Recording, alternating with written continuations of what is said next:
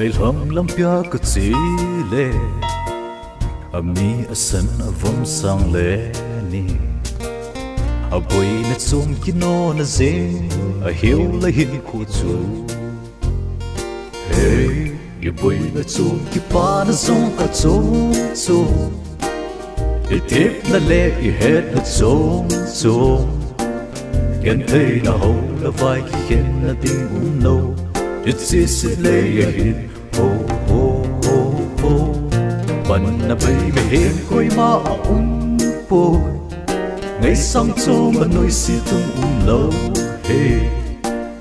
Hiche setleiya nắm là cây trong thế la hinkho mà tiếng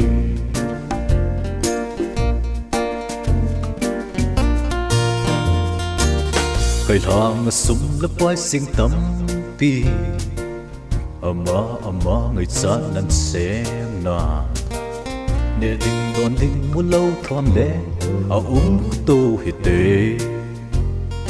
hey iboina chom kipa na jong chom Ithepna le I hetna chom Gentheina ho la kikhen na ding umlou setleiya hinkho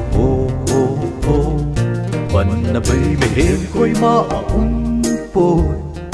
ngày sang chom mà nuôi si tung umlou hey Hiche setleiya nắm là cây trong thế la hinkho mà tiếng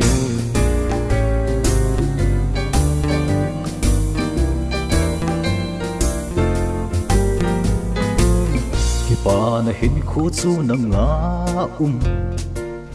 ami asan na lungthim he zolo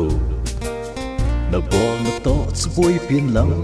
buipi'n kipa na ding hey iboina chom kipa na jong chom Ithepna le I hetna chom Gentheina ho la kikhen na ding umlou setleiya hinkho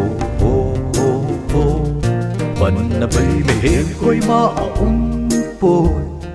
ngày sang chom mà nuôi si tung umlou hey Hiche setleiya nắm là cây trong thế la hinkho mà tiếng hey iboina chom kipa na jong chom Ithepna le I hetna chom Gentheina ho la kikhen na ding umlou setleiya hinkho Panna mihem koima umpoi ngày sang chom mà nuôi si tung umlou hey Hiche setleiya nắm là cây trong thế la hinkho mà tiếng